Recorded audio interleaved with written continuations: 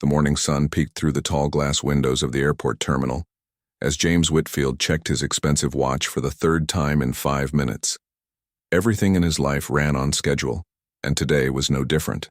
His private jet was undergoing maintenance, forcing him to fly commercial, an inconvenience he rarely had to face. "Daddy, look at the big planes."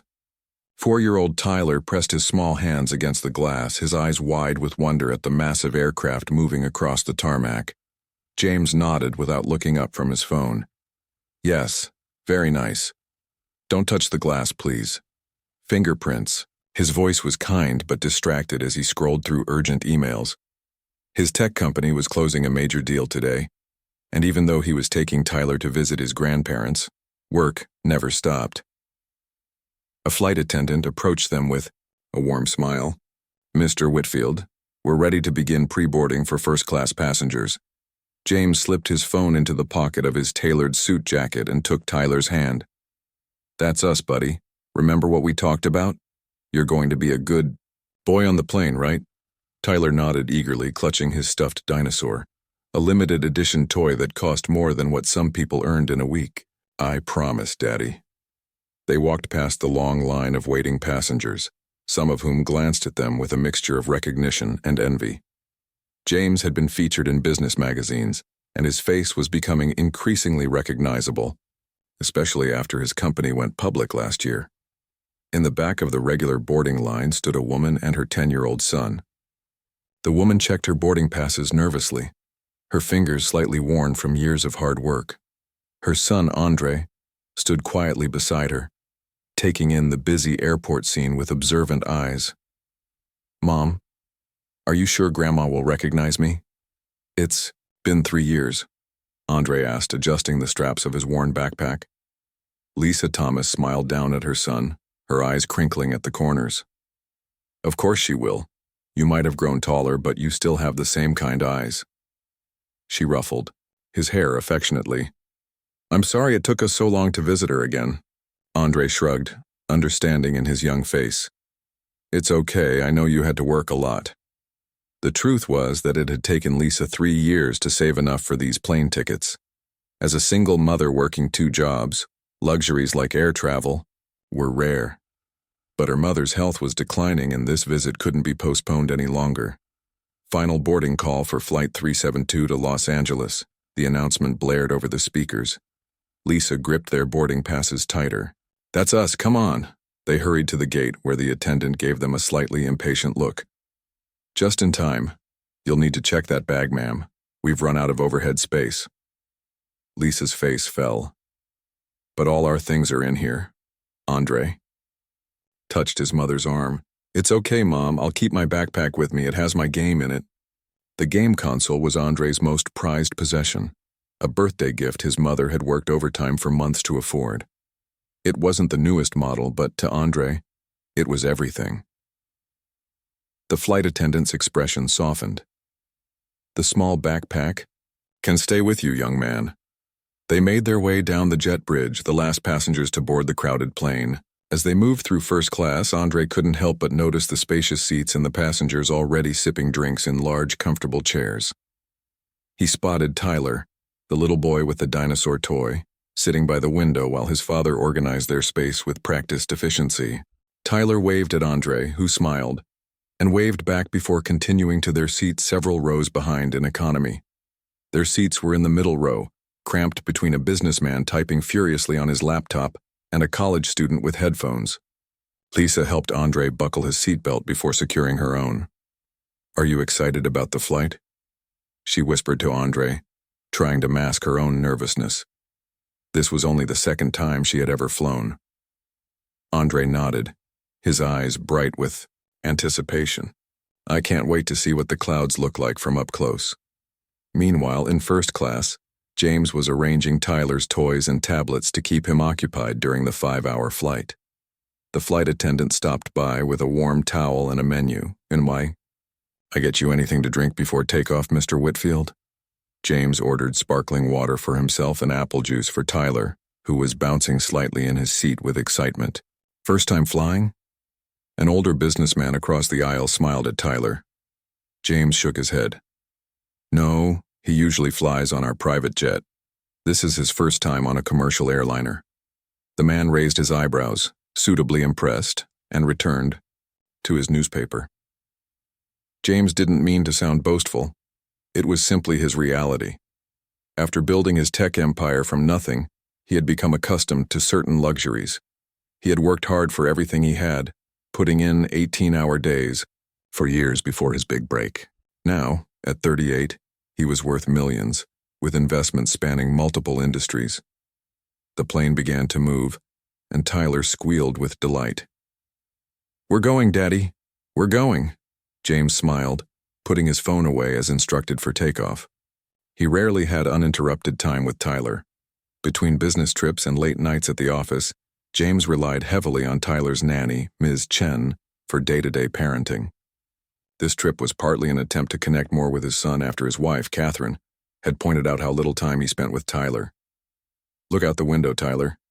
See how small everything gets?" James pointed as the plane lifted off, the ground falling away beneath them. Tyler pressed his face against the window, his dinosaur clutched tightly to his chest. "The cars look like toys." Several rows behind, Andre was having a similar reaction. "Mom, look, everything's so tiny," he whispered excitedly, not wanting to disturb the other passengers. Lisa leaned over to peek out the small window, her hand squeezing Andre's. Despite her worry about her mother's health and the cost of this trip, she couldn't help but smile at her son's joy. "Pretty amazing, isn't it?" she said. "When I was your age, I never thought I'd fly in a plane." Andre looked at her curiously. "Really? Never?" Lisa shook her head. "Your grandma didn't have much money. We took the bus everywhere." She didn't add that until recently she hadn't been in much better financial shape herself. As the plane reached cruising altitude, the seatbelt sign dinged off. The flight attendants began their service, starting with first class. James accepted a warm cookie for Tyler, who was now coloring in a leather-bound sketchbook with expensive art pencils. "Would you like to watch a movie?" James asked, pulling out a tablet. Tyler shook his head. "Can you read me a story instead?" James hesitated. He had planned to use the flight time to review some documents, but the hopeful look in Tyler's eyes made him reconsider. "Sure, buddy. Which one?" Tyler pulled out a picture book about dinosaurs from his backpack, and James began to read, doing his best to create different voices for each character. Tyler giggled, snuggling closer to his father. In economy class, the service cart was making its slow progress down the narrow aisle. Andre carefully counted the money his mother had given him for the trip. $15, which felt like a fortune to him. "You can get a snack if you're hungry," Lisa told him, though she herself declined anything when the cart reached them. The prices were much higher than she had expected. Andre ordered a small bag of chips and a soda, carefully counting out the dollars and change. The flight attendant smiled at his politeness.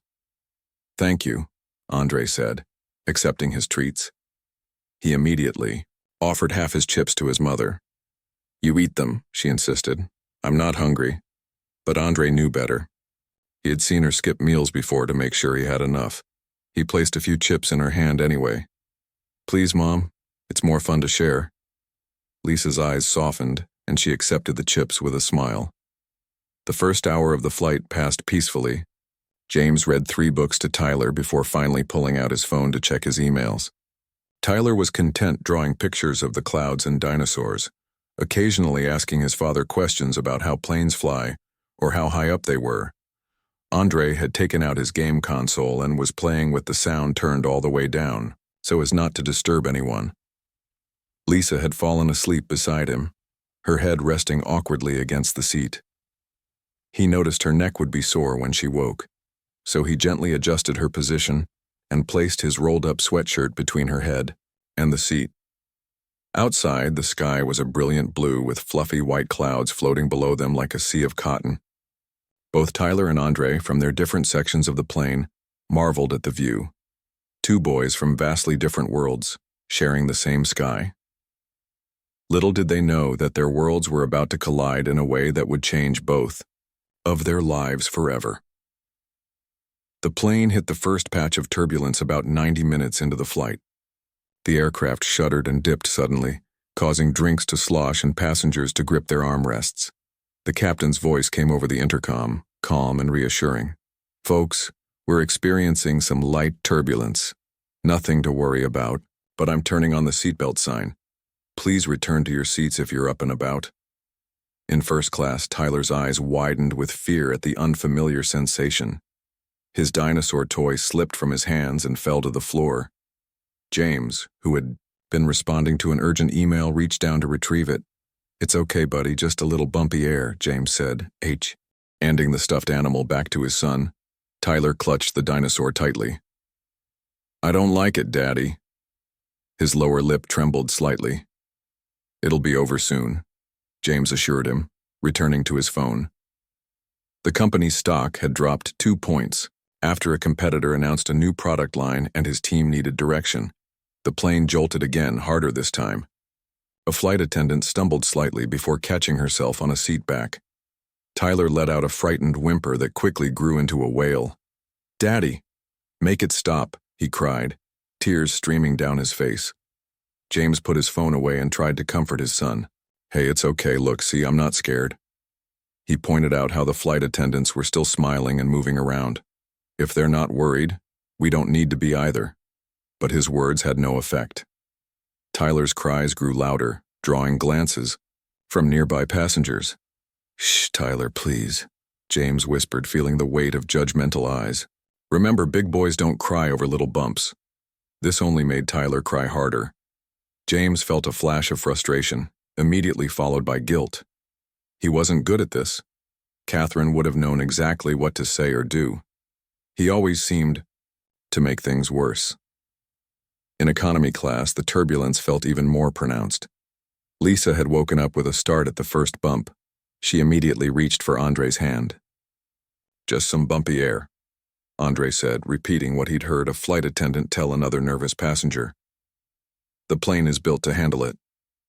Lisa smiled at her son's bravery, though her own knuckles were white from gripping the armrest. "When did you become so smart about planes?" Andre shrugged. "I read a book about them at the library last month."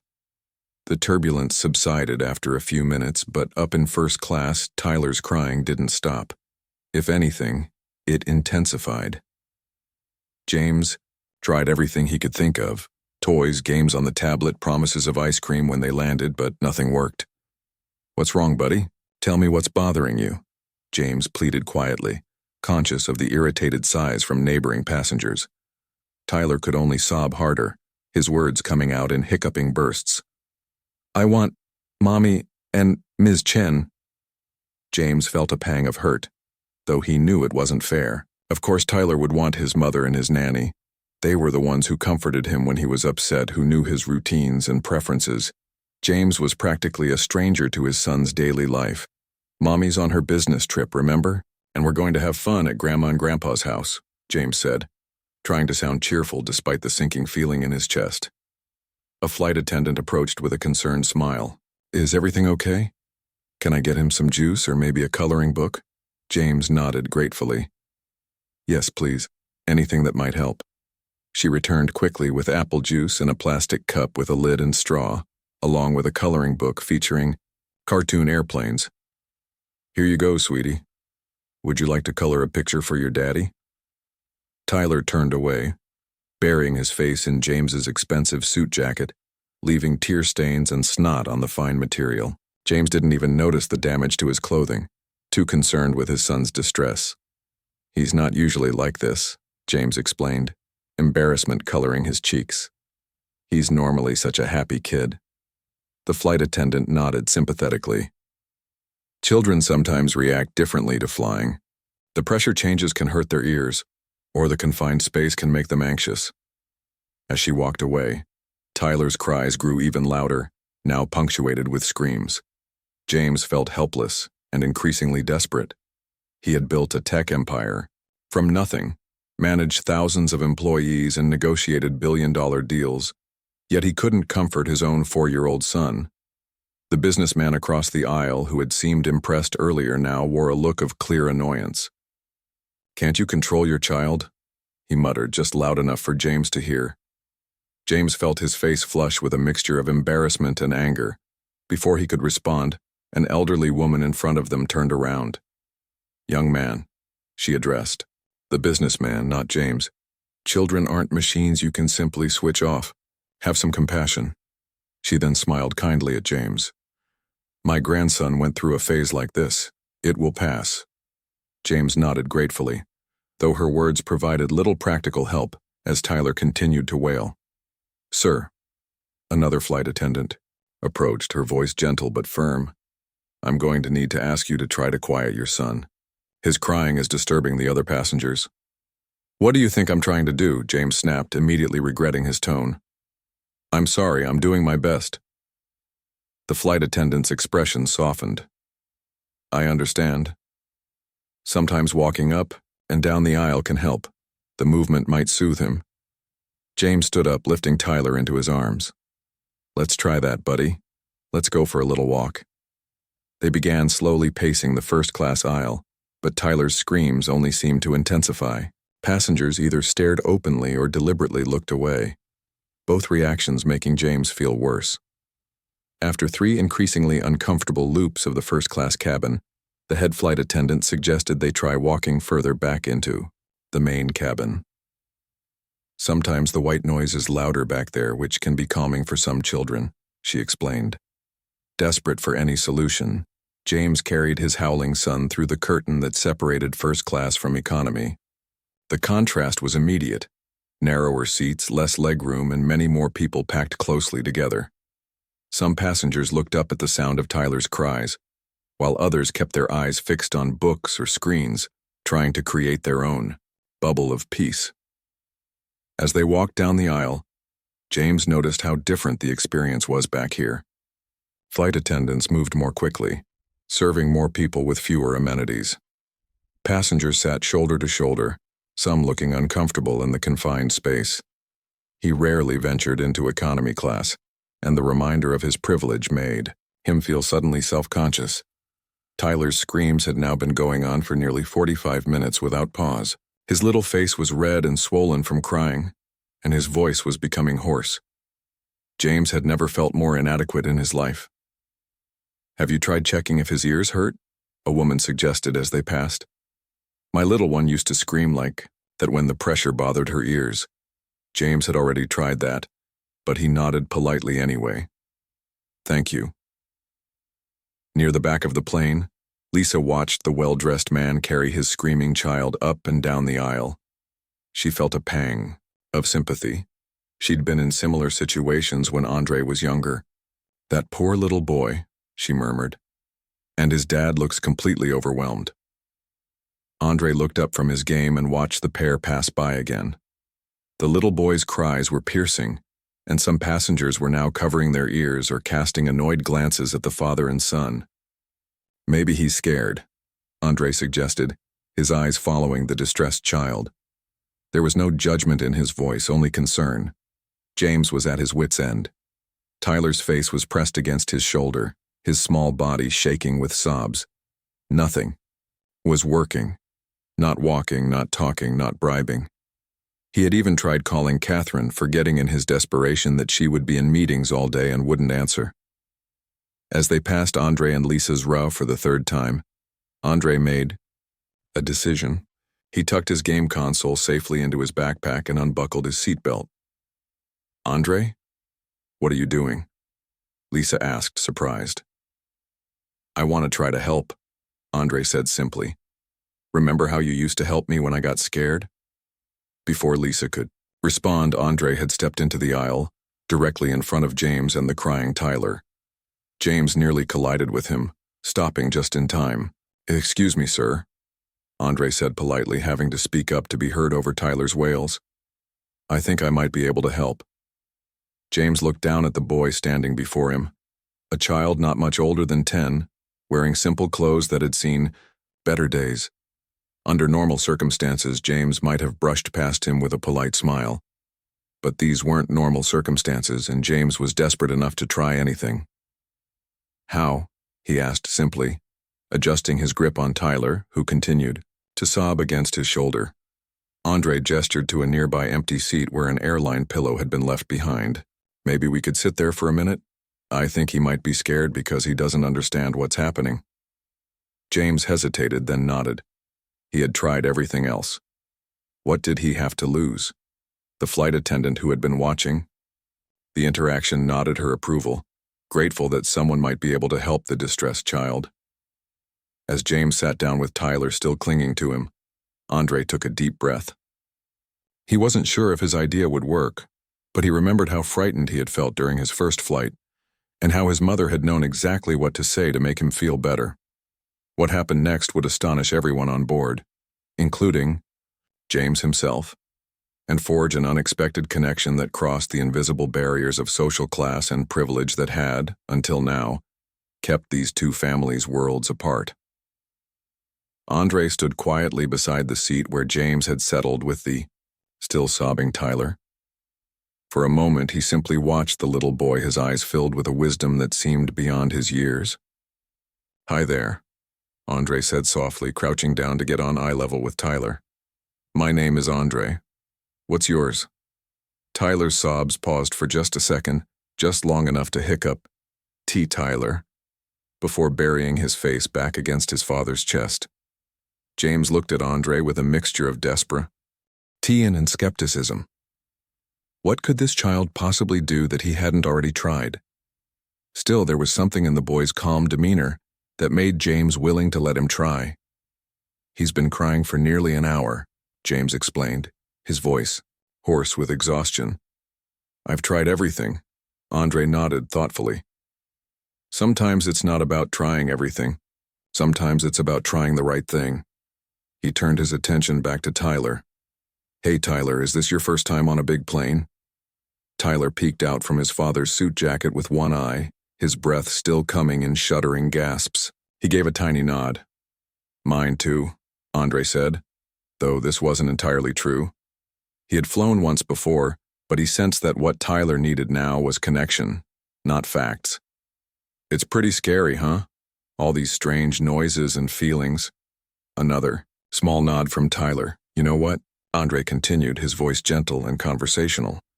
"I was scared too. The first time the plane started moving, my stomach felt all funny, like when you go down a big slide too fast." Tyler's crying had quieted to sniffles as he listened to Andre. James watched in amazement as his son's attention shifted from his distress to the older boy's words. "Can I show you something that helped me?" Andre asked, reaching for his worn backpack that Lisa had passed to him. Tyler hesitated, then nodded, curiosity temporarily overcoming his distress. Andre carefully unzipped his backpack and pulled out his prized possession, a handheld game console that had clearly been well loved. It wasn't the latest model. In fact, it was several generations old, with a few minor scratches on its surface. But Andre handled it as though it were made of gold. "This is my special game," Andre explained. "Whenever I feel scared or sad, I play it and it helps me feel better. Would you like to see it?" Tyler's eyes widened with interest, and he straightened up slightly in his father's lap. James felt a surge of hope as his son's tears began to slow. "What kind of game is it?" Tyler asked in a small hiccuping voice. Andre smiled, turning on the device. "It's a game about building things. You get to make your own world with houses and animals and everything, see?" He tilted the screen so Tyler could see the colorful display. Tyler leaned forward, his dinosaur toy still clutched tightly in one hand. "Can you build dinosaurs too?" "Sure can." Andre nodded enthusiastically. "You can build anything you can imagine. Dinosaurs, castles, spaceships, anything." A flight attendant passing by paused to watch the interaction, a smile spreading across her face as she noticed Tyler's tears had stopped. She caught James's eye and gave him an encouraging nod before continuing down the aisle. "Would you like to try?" Andre asked, offering the console to Tyler. "I can show you how it works." Tyler looked up at his father, seeking permission. James nodded, relief washing over him as he realized his son had stopped crying completely. "Yes, please," Tyler said, his voice still shaky but more controlled. Andre pulled a small package of sanitizing wipes from his backpack.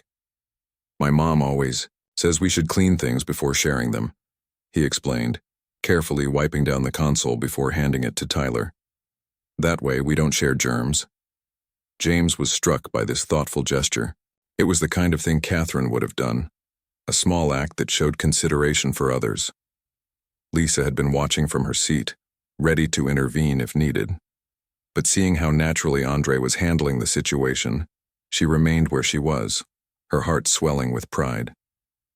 Her son had always been sensitive to others' feelings, always quick to offer comfort where he could. As Tyler took the game console in his small hands, Andre patiently explained how to use it.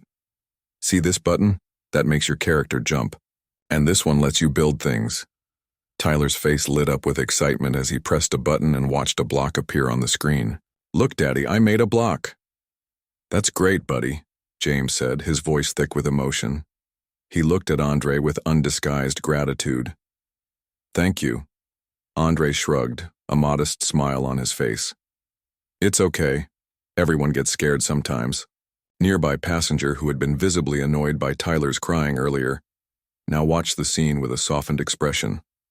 Several others had also turned to observe, some smiling at the touching interaction between the two boys. Where did you learn to be so good with younger kids? James asked Andre, genuinely curious. I help out at my mom's work sometimes, Andre explained. She works at a daycare center after her morning job at the grocery store.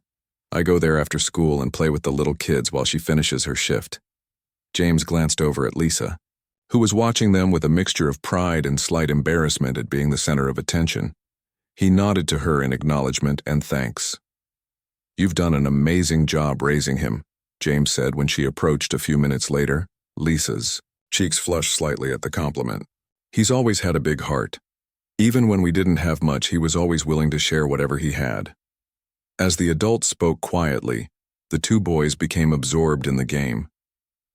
Tyler was now sitting beside Andre in the empty seat, both of them hunched over the console, with Tyler occasionally letting out delighted giggles as Andre showed him how to build more complex structures. I'm making a house for my dinosaur, Tyler announced, his earlier distress completely forgotten. That's perfect, Andre encouraged. Every dinosaur needs a good home. James watched this interaction with a strange mixture of emotions. Relief, certainly that Tyler had calmed down, but also something deeper, a kind of wistful realization that despite all his wealth and success, he had somehow missed learning how to connect with his own son the way this boy had done so effortlessly. The UI flight attendant who had been concerned earlier stopped by with a tray. I thought you gentlemen might like some refreshments, she said, setting down juice boxes for both boys and coffee for James and Lisa. Thank you, Andre said politely, helping Tyler open his juice box before taking his own. You're quite the little hero, the flight attendant told Andre with a warm smile. You've made everyone's flight much more pleasant. Andre ducked his head, slightly embarrassed by the praise. I just wanted to help. As the boys continued to play, James turned to Lisa. I don't mean to pry, but Andre mentioned you work too. Jobs? Lisa nodded, a flicker of pride mixed with weariness crossing her face. The daycare job is newer. I'm trying to save up to go back to school. I always wanted to be a teacher, but life had other plans. James nodded thoughtfully. Life has a way of doing that. And you? Lisa asked. What do you do? James hesitated. He was used to people recognizing him or at least reacting to his obvious wealth. But Lisa's question was genuine, without any hint of judgment or agenda. I run a tech company, he said, simply deciding to leave out the details of its size or his personal fortune. That sounds interesting, Lisa replied. Andre loves technology. He checks out books from the library about coding, but we haven't been able to afford a computer at home yet. James watched as Andre patiently showed Tyler how to add windows to the dinosaur house they were building in the game. The older boy's kindness and generosity were all the more remarkable given that he had so little himself. We're going to visit my mother, Lisa continued, her expression growing more serious. She's been sick and the doctors... She trailed off, not wanting to say the difficult words in front of Andre, though her meaning was clear. I'm very sorry. To hear that, James said sincerely. Lisa nodded, swallowing hard. We've been saving for this trip for a long time. Andre's been so strong through everything. He even sold some of his toys to help with the plane tickets, though he doesn't know I know about that. James felt a lump form in his throat. Here was this boy who had so little, who had sold his own possessions to help his family, and yet he didn't hesitate to share his most prized possession with a crying stranger. A sudden patch of turbulence shook the plane, causing the drinks to slosh in their cups. James tensed, expecting Tyler to start crying again, but to his surprise, his son barely seemed to notice. "It's just the plane dancing through the clouds," Andre explained to Tyler, clearly repeating something someone had once told him. "Nothing to worry about." Tyler giggled at the idea. Dancing clouds. Several passengers who had been watching this transformation exchanged smiles and whispers. The mood in the cabin had shifted dramatically, from tense annoyance to a kind of collective warmth. A businessman who had earlier complained loudly about the crying now looked somewhat ashamed as he watched the boys play together. An elderly couple nearby were openly dabbing at their eyes, moved by the simple kindness they were witnessing. As James observed all of this, something shifted inside him as well. He had spent years building wealth and success, believing he was creating a better life for Tyler. But in this moment, watching his son learn compassion and resilience from a boy who had none of the material advantages Tyler took for granted, James began to question what better really meant.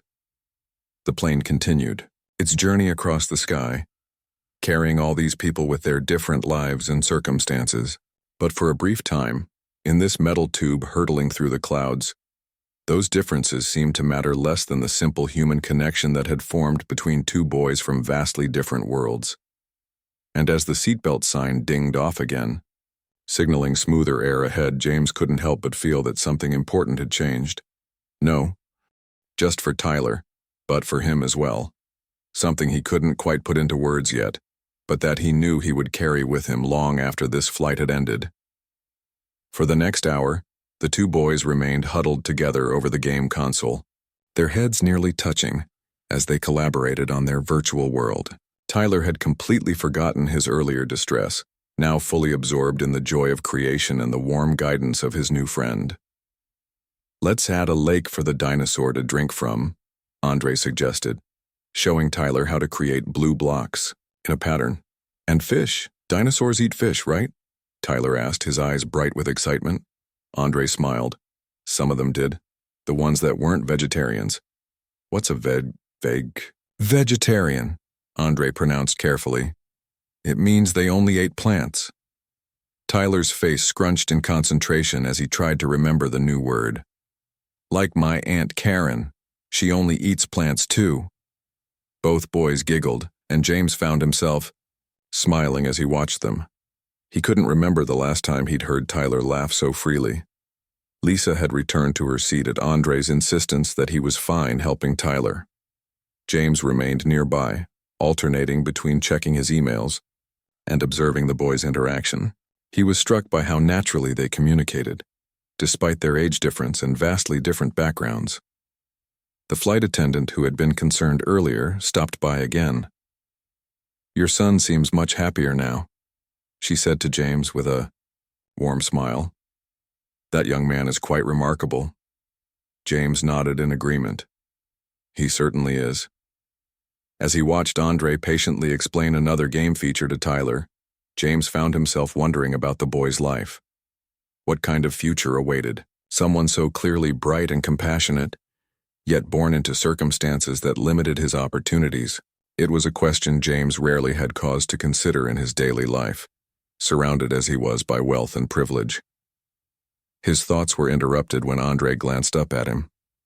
"Mr. Whitfield, is it okay if I show Tyler my favorite part of the Freya game? It's where you can build roller coasters." James was surprised that Andre remembered his last name. He didn't recall introducing himself formally. "Of course," he answered. "And please call me James." Tyler bounced with excitement. "Roller coasters? I love roller coasters. Daddy took me on one at Disneyland and I wasn't even scared." "That's because you're brave," Andre said with a smile, nudging the younger boy gently. "Braver than you think." James felt a pang in his chest at these words. It was true. Tyler was braver than James often gave him credit for. He had been so focused on Tyler's occasional tantrums or fears that he sometimes missed seeing his son's courage. As the boys continued to play, one of the flight attendants approached with the drink cart. "Would anyone like a refill?" she asked. "We'll be starting our meal service soon." "Juice, please," Tyler said confidently, a marked change from his earlier timidity. "May I have water, please?" Andre asked politely. The flight attendant served them both, then turned to James. "We have some coloring books and activity packs for children if they'd like those as well." James glanced at the boys, who were once again absorbed in their game. "I think they're content for now, but thank you." After the flight attendant moved on, James found himself studying Andre more closely. The boy's clothes were clean but worn, his sneakers showing signs of careful repair. Yet there was a quiet dignity in how he carried himself, a self-assurance that many adults James knew lacked. "Andre," James said, causing the boy to look up. "Thank you for helping Tyler. You're very good with younger children." Andre shrugged, modestly. "It's easy to help when you know what it feels like to be scared." He turned back to Tyler. "Want to see how to make the roller coaster go upside down?" Tyler nodded enthusiastically, and they returned to their game. James sat back, pondering Andre's words. When was the last time he had truly connected with someone else's feelings? In the business world, empathy was often seen as a weakness rather than a strength. He'd spent years training himself to focus on facts, figures, and outcomes, not emotions. Yet here was this child, instinctively understanding what Tyler needed, simply because he could imagine himself in the younger boy's position. It was a simple concept, yet somehow profound in this context. The meal service began, with first-class passengers being served first. A flight attendant brought a tray to James, who had almost forgotten he was sitting in economy now instead of his original first-class seat. "Sir, your meal is still at your seat in first class," she explained quietly. "Would you like me to bring it here?" James glanced at Tyler, still happily playing with Andre. "No, that's fine. I'll have whatever is being served here." He nodded toward the boys. "And could you bring meals for both of them as well?" The flight attendant smiled and nodded. "Of course." When the meal cart reached their row, Lisa returned to sit with them while everyone ate. The economy class meal was simple, a sandwich, chips, and a small cookie. A far cry from the gourmet options served in first class. Yet James found himself enjoying the simple fare more than he had expected. "This is yummy," Tyler declared, biting into his sandwich. "Why don't we get sandwiches on our plane, Daddy?" James smiled, amused by his son's innocent question. "Our plane is much smaller, buddy. No room for a kitchen." Andre looked at them curiously. "You have your own plane?" Before James could answer, Tyler nodded proudly. "Yep, it's super cool and has big comfy chairs that turn into beds." Andre's eyes widened slightly, but his expression remained thoughtful rather than envious. "That sounds nice," he said simply, then returned to his meal. Lisa caught James's eye over the children's heads, her expression unreadable. Was it judgment he saw there, or simply acknowledgement of the vast gulf between their circumstances? "Andre's father had a pilot's license," Lisa said after a moment, surprising both James and her son. "He used to take us up in small planes sometimes before—" She trailed off, but Andre finished for her. "Before he died. I was 4, he explained to Tyler and James matter-of-factly. He flew planes for a job." "I'm very sorry," James said, genuinely moved by this revelation. Andre nodded his acceptance of the sympathy, then changed the subject with the resilience of youth. "Tyler, do you want to see pictures of my dog? My grandma takes care of him because our apartment doesn't allow pets." As Andre pulled out a slightly worn wallet with a few cherished photos, James found himself watching Lisa instead. There was a quiet strength about her that commanded respect. A woman raising a child alone, working multiple jobs, yet somehow instilling in her son the kind of values many wealthy parents he knew failed to pass on to their children, despite all their advantages. "What are you studying?" James asked her, keeping his voice low as the boys examined Andre's photos. "Early childhood education," Lisa replied, a hint of pride in her voice. I'm taking online classes when I can afford them. It's slow going, but I'll get there eventually. James nodded, impressed by her determination. Andre mentioned you work at a daycare and a grocery store in the mornings, Lisa confirmed. The daycare lets Andre come after school, which helps with childcare. He's great with the younger kids, they all adore him. As if to illustrate her point, Tyler let out a delighted laugh at something Andre had said, leaning comfortably against the older boy as if they'd known each other for years rather than hours. The plane hit another patch of turbulence, more severe this time. The aircraft dropped suddenly, then steadied itself. Several passengers gasped and a few items fell from overhead compartments. James immediately looked at Tyler expecting fear, but was surprised to see his son relatively calm. Andre had placed a reassuring hand on the younger boy's shoulder. "Remember what I told you," Andre said to Tyler. "Just the clouds dancing, count to 10 with me and it'll be over before we finish." Together the boys counted slowly, and sure enough, by the time they reached 8, the turbulence had subsided. Tyler beamed triumphantly. "It worked," he exclaimed. "We made it stop." Andre didn't correct the misconception, simply smiling and giving Tyler a high five. "See? You're braver than you thought." James felt a lump form in his throat. He had tried to distract Tyler from his fears earlier, but Andre had done something different. He had acknowledged the fear, then given Tyler a way to face it. It was a subtle distinction, but a profound one. The captain's voice came over the intercom announcing they would be beginning their descent in about 30 minutes. James realized with a start that they'd been sitting in economy for almost 2 hours. His first-class seat with its extra legroom and attentive service seemed far away and somehow less important than it had before. "We should probably head back to our seats for landing," Lisa said, checking her watch. Andre nodded, but Tyler's face fell instantly. "No, I want to keep playing with Andre." "Tyler," James said gently, "Andre and his mom need to get ready for landing just like we do." Tears welled up in Tyler's eyes, threatening a return of the earlier meltdown. Andre noticed immediately and intervened. "Hey, we still have a little time," he said. "And you know what? You can keep my game until we land." Both parents looked surprised at this offer. James knew how much the console meant to Andre. It was clearly his most treasured possession. "Are you sure?" James asked. Andre nodded. "It's okay. Tyler can finish building his dinosaur world and he can give it back to me when we get off the plane." "That's very generous of you," Lisa said, her eyes showing both pride and concern. "But you love that game." "I know," Andre said simply. "But Tyler needs it more right now." The depth of wisdom in this statement, from a child no older than 10, struck James profoundly. Andre understood something that many adults never grasped, that sometimes what we value most is exactly what we should be willing to share. Tyler's face lit up. "Really? I can keep playing?" "Until we land," Andre confirmed. "Just be careful with it, okay?" "I promise." Tyler clutched the console carefully as if it were made of glass. Lisa stood up, collecting their trash from the meal. "I'll go back to our seats and get our things ready.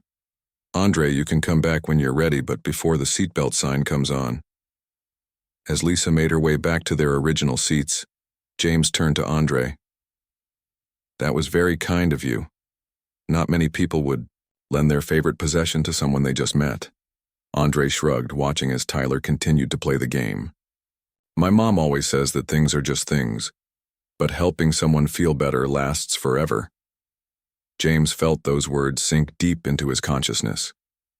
How many things had he accumulated over the years? How many possessions that seemed important at the time of purchase but ultimately brought little lasting joy? Meanwhile, this boy with so few material possessions had just demonstrated a richness of spirit that money couldn't buy. As the plane began its gradual descent, the cabin crew making final preparations for landing, James found himself at a crossroads.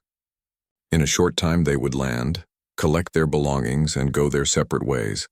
Andre and Lisa to their modest lives, James and Tyler to their privileged one. But something had changed during this flight. A connection had been formed. A lesson had been learned. and James knew with sudden clarity that he couldn't simply walk away and return to life as usual. As Tyler continued to play contentedly with the borrowed game, James made a decision. This chance encounter wouldn't end when the plane touched down. Somehow he would find a way to honor what had happened here, not just for Andre and Lisa, but for himself and Tyler as well. The plane descended through the clouds, the ground coming into view below. They were approaching their destination, but for James it felt more like the beginning of a journey than an end. The captain's voice crackled over the intercom, announcing their final approach. Flight attendants moved through the cabin, checking that seatbelts were fastened and tray tables stowed. The plane banked gently to the left, giving passengers on the right side a spectacular view of the city below, its grid of streets and buildings gleaming in the afternoon sun. "We have to go back to our seats now," James told Tyler gently. "It's time to land." Tyler looked up from Andre's game console, his earlier distress forgotten in the joy of play. "But I'm not finished with my dinosaur palace." Andre smiled. "That's okay. The game saves your progress. You can give it back to me when we get off the plane, and everything you built will still be there." Tyler's face brightened. "Really? It won't disappear?" "Promise," Andre assured him. "Some things last even when you can't see them anymore." James was struck again by the simple wisdom in the boy's words. He helped Tyler gather his things, making sure the borrowed game console was safely tucked into his son's small backpack. "Thank you, Andre," James said, his voice thick with an emotion he couldn't quite name. "For everything." Andre shrugged, that same humble smile playing at his lips. "It was fun. Tyler's a cool kid. Can Andre come visit us sometime, Daddy?" Tyler asked suddenly, his eyes bright with hope. "He could play in my room and I could show him all my toys." James hesitated, aware of the social complexity of such an invitation. He glanced at Andre, whose expression remained carefully neutral, then at Lisa a few rows back, who was watching them with a mixture of gratitude and wariness. "That's a lovely idea, buddy," James said finally. "Let's talk about it after we land, okay?" Tyler nodded, satisfied with this answer, and took his father's hand as they made their way back to their first-class seats. Several passengers who had witnessed the earlier drama smiled at them as they passed, clearly relieved by the transformation in the previously inconsolable child. Back in first class, the contrast was stark. The seats were wider, the lighting softer, the service more attentive. A flight attendant immediately approached them. "Mr. Whitfield, we were wondering where you'd gone. Can I get you anything before landing?" James shook his head. "No, thank you. We're fine." As they settled back into their plush seats, Tyler looked around with new eyes. "Daddy, why are these seats bigger than Andre's?" The question caught James off guard. "How did you explain privilege to a 4-year-old? How did you explain that some people had more simply because they could afford it?" "Well," James began carefully, "these seats cost more money." Tyler frowned, processing this information. "But why don't Andre and his mom get the big seats too? Don't they want to be comfortable?" James felt a tightness in his chest. "I'm sure they do, buddy. But not everyone can afford the same things." "But that's not fair," Tyler declared with the straightforward moral clarity of childhood. "No," James agreed quietly. "Sometimes it isn't fair at all." The plane began its final descent, the subtle change in pressure making their ears pop. Tyler yawned, the excitement of the day finally catching up to him. He leaned against James's arm, his eyelids growing heavy. "I like Andre," he murmured sleepily. "He makes me feel brave." "Me too," James whispered, though his son was already drifting off to sleep.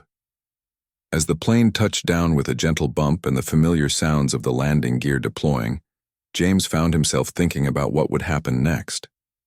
In a few minutes they would disembark. Tyler would return Andre's game console. There would be polite goodbyes, and then, what? They would go their separate ways.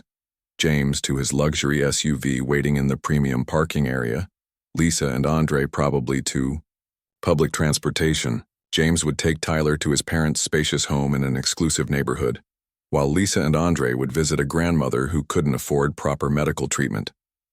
The thought sat uneasily in James's mind as the plane taxied to the critic. When the seatbelt sign finally dinged off, James gently woke Tyler. "Time to get up, buddy, we've landed." Tyler rubbed his eyes sleepily. "Are we going to say goodbye to Andre now?" "Yes, and you need to give him back his game, remember?" Tyler nodded, suddenly looking serious as he carefully removed the console from his backpack. "I was really careful with it, Daddy." "I know you were," James assured him, helping him gather their belongings. As first-class passengers, they were among the first to disembark. James hesitated at the door of the plane, looking back down the aisle. "Can we wait for Andre?" Tyler asked, clearly reading his father's thoughts. James nodded. "Let's wait in the jetway." They stood to the side as other passengers filed past. James noticed how many of them smiled at Tyler, the same people who had frowned in annoyance at his earlier crying. His son's transformation had somehow touched everyone who witnessed it. Finally, Lisa and Andre appeared, among the last to exit the plane. Andre's face lit up when he saw them waiting. "You're still here," he said, sounding genuinely pleased. Tyler rushed forward, carefully handing over the game console. "Thank you for letting me use it. I built a whole dinosaur kingdom." Andre took the device, checking it quickly before tucking it safely into his backpack. "You're welcome. Maybe someday you can show me what you built." Lisa stood slightly apart, keys jingling nervously in her hand.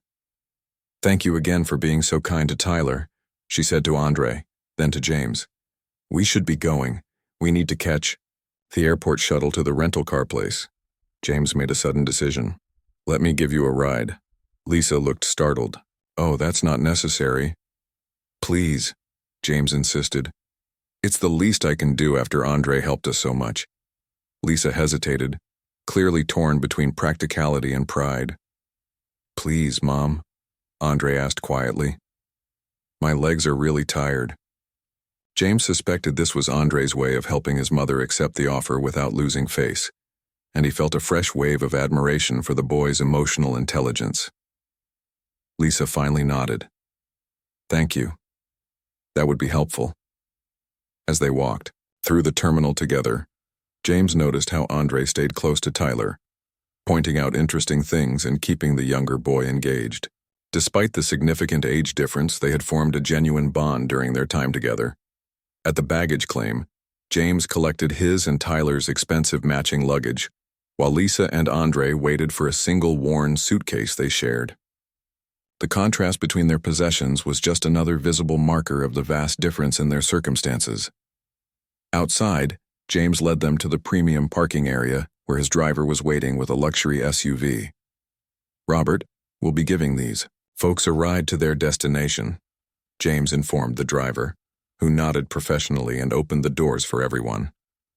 Tyler immediately climbed in and patted the seat next to him. "Sit here, Andre. Look, there's a TV and a fridge with sodas." Andre's eyes widened slightly at the vehicle's luxurious interior, but he maintained his composure as he settled next to Tyler. Lisa sat more stiffly, clearly uncomfortable with the opulence surrounding her. "Where are you staying?" James asked as the car pulled away from the curb.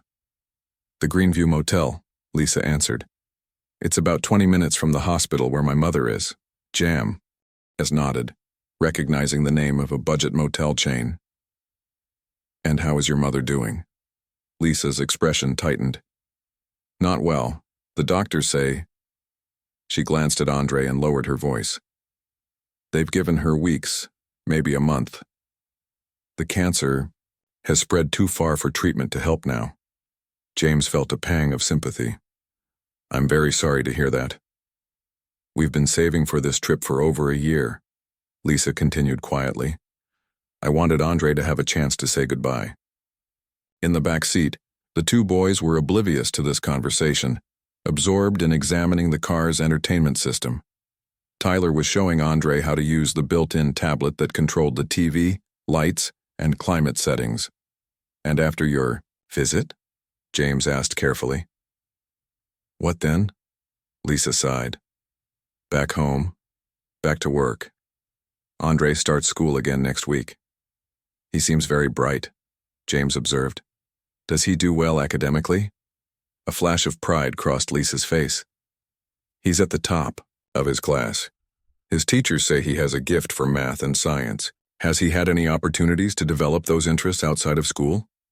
Lisa's expression fell slightly. Not really. Our district's budget for extracurricular programs keeps getting cut, and I can't afford private classes or camps. James nodded thoughtfully, an idea beginning to form in his mind. Before he could pursue it further, the car pulled up outside a modest motel. The contrast between the luxury vehicle and the surroundings couldn't have been more stark. "Thank you for the ride," Lisa said, reaching for the door handle. "It was very kind of you." "Wait," James said suddenly. "I'd like to talk to you about something. Would you and Andre join us for dinner tonight?" Lisa looked surprised and slightly suspicious. "That's not necessary. Please," James interrupted gently. "Tyler would love it, and I have a proposition I'd like to discuss with you." Lisa hesitated, her hand still on the door handle. "Please, Mom," Andre echoed his earlier plea.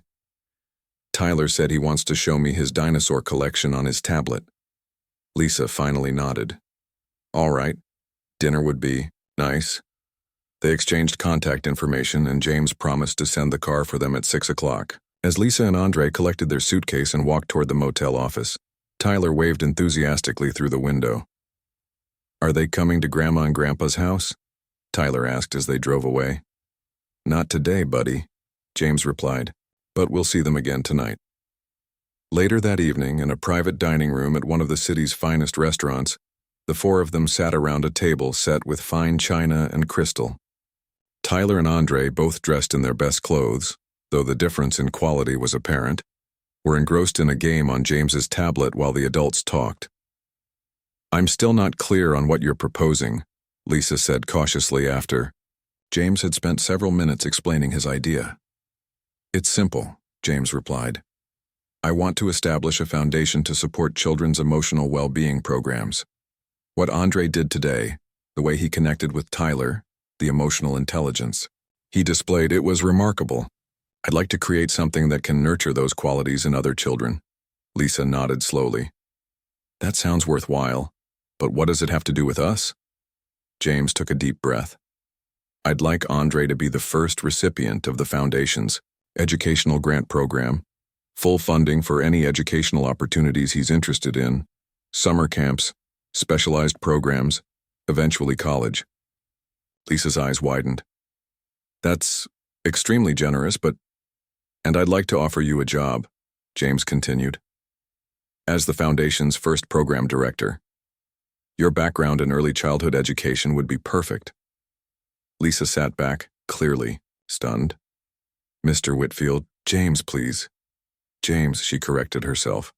"This is overwhelming. We only met today. Why would you do this?" James glanced at the boys who were laughing together over something on the screen. "Because Andre showed me something important today. He showed me that my son needs more than just material advantages to be happy and resilient. And he made me realize that I've been measuring success all wrong." Lisa followed his gaze to the children. "Andre has always been special that way. Even when things have been tough, he finds ways to connect with people. That's a gift," James said seriously. "One worth nurturing, and one I'd like to help other children develop as well." They continued discussing the details as dinner was served. By the time dessert arrived, a chocolate creation that made both boys' eyes widen with delight, the initial framework of the foundation had been established. But more importantly, a connection had been formed. A connection that transcended social barriers and economic differences. A connection that began with a crying child on an airplane and a kind-hearted boy who understood that sometimes the most valuable thing you can offer someone is not your possessions, but your presence. 2 weeks later, Andre stood beside his mother's hospital bed, holding her hand as she said her final goodbyes to her own mother. The elderly woman's face was thin and pale, but her eyes were bright with love as she looked at her grandson. "You be good for your mother," she whispered. "And remember what I always told you. A kind heart is worth more than a full wallet." Andre finished for her, tears streaming down his face. His grandmother smiled weakly. That's right. What she didn't know, what Lisa had decided to tell her only after they'd finalized all the details, was that Andre's future now held possibilities. That had seemed impossible just weeks before. The educational grant would ensure he received the best possible schooling. Lisa's new position with the foundation would provide financial stability they had never known. And perhaps most importantly, they had found friends in the most unexpected place. Outside the hospital room, James and Tyler waited quietly, having driven them to this difficult appointment. Tyler was subdued, understanding somehow that this was a sad day for his new friend. James had explained as gently as possible what it meant for Andre's grandmother to be so sick, and Tyler had insisted on bringing a small gift, a stuffed dinosaur, identical to his own favorite toy. When Andre finally emerged from the room, his face streaked with tears, Tyler stepped forward and silently handed him the dinosaur. No words were necessary as Andre accepted the gift, understanding it for what it was, a gesture of comfort from someone who had learned about comfort from Andre himself. As the four of them walked together down the hospital corridor, an unlikely group brought together by chance and transformed by compassion, James reflected on how much had changed in such a short time. A crying child on an airplane had led to a connection that crossed boundaries of class and privilege.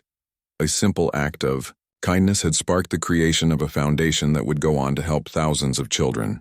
And a wealthy man who had everything money could buy had been given a priceless gift by a boy who had very little. The reminder that true wealth lies not in possessions but in the capacity to reach out to others with an open heart. Sometimes, James thought as they stepped out into the sunshine together, the most profound changes begin in the most ordinary moments. And sometimes, the most valuable lessons come from the most unexpected teachers.